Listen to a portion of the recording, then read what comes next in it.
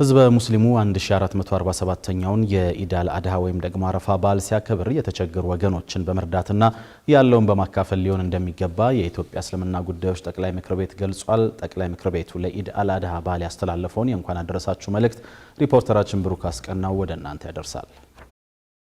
የኢትዮጵያ እስልምና ጉዳዮች ጠቅላይ ምክር ቤት በነገው ዕለት ለሚከበረው 1447ኛው የኢድ አል-አድሃ ወይም አረፋ በዓል የእንኳን አደረሳችሁ መልእክት አስተላልፏል። የጠቅላይ ምክር ቤቱን የእንኳን አደረሳችሁ መግለጫ የሰጡት የኢትዮጵያ የእስልምና ጉዳዮች ጠቅላይ ምክር ቤት ምክትል ፕሬዝዳንት ሼህ ሐሚድ ሙሳ የአረፋ በዓል ሰዎች እርስ በርስ የሚተሳሰቡበት፣ የሚደጋገፉበትና የማህበረሰብ አንድነት የበለጠ የሚጠናከርበት መሆኑን ገልጸዋል።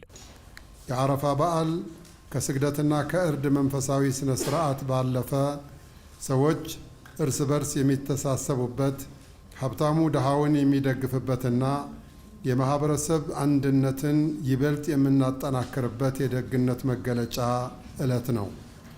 የተከበራችሁ ሙስሊሞች፣ ሀገራችን ኢትዮጵያ በርካታ ባህላዊና ሃይማኖታዊ የመረዳዳት እሴቶች አሏት። በመሆኑም ህዝበ ሙስሊሙ በዓሉን ሲያከብር በየአካባቢው የሚገኙ አቅመ ደካሞችንና የተቸገሩ ወገኖችን በመደገፍና በመጠየቅ ሊሆን እንደሚገባ ነው የኢትዮጵያ እስልምና ጉዳዮች ጠቅላይ ምክር ቤት የገለጸው። ውድ ኢትዮጵያውያን ሙስሊሞች፣ የአረፋ በዓልን ስናከብር እስላም ባዘዘን መሰረት በአካባቢያችን የሚገኙ አቅመ ደካማዎችን፣ ወላጅ አልባ ህፃናትን፣ ህሙማንን፣ ጧሪ የሌላቸው አዛውንቶችንና የተቸገሩ ወገኖችን በመጠየቅና በመርዳት ሊሆን ይገባል። የዘንድሮው አረፋ በዓል የሚከበረው 7ኛው ሀገራዊ ምርጫ ከመካሄዱ ጥቂት ቀናት በፊት መሆኑ የተለየ እንደሚያደርገው የገለጹት የጠቅላይ ምክር ቤት ምክትል ፕሬዝዳንቱ ምርጫው በሰላም እንዲጠናቀቅ ህዝበ ሙስሊሙ የተለመደ በጎ ሚናውን እንዲወጣም ጥሪ አቅርበዋል። ሰላም የሁሉም ነገር መሰረት ነውና እስልምና የሰላምና የፍትህ ሃይማኖት ነው። በመሆኑም ሁላችንም ለሀገራችን ሰላምና ለህዝባችን አንድነት ዱዓ ልናደርግና በጋራ ልንሰራ ይገባል። ሀገራችን ኢትዮጵያ የመጀመሪያው ሂጅራ የተከናወነባት የነቢዩ መሐመድ ሰለላሁ ዐለይሂ ወሰለም ባልደረቦች በሰላምና በደህንነት የተስተናገዱባት ታሪካዊ የፍትህ ምድር ናት።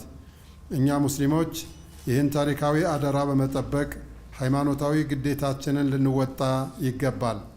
በመጨረሻም ሁላችንም በ7ኛው ሀገራዊ ምርጫ ላይ በንቃት ልንሳተፍና ምርጫው በሰላም እንዲጠናቀቅ የተለመደውን በጎ ሚናችንን ልንወጣ ይገባል። በዓሉን ለማክበር ከመኖሪያ አካባቢያቸው ርቀው የሚሄዱ ሙስሊሞችም በመዘናጋት የምርጫው ቀን እንዳያልፋቸው በወቅቱ ወደ ምርጫ ጣቢያቸው ተመልሰው ያመኑበትን ፓርቲ እንዲመርጡ የኢትዮጵያ እስልምና ጉዳዮች ጠቅላይ ምክር ቤት መልእክቱን አስተላልፏል።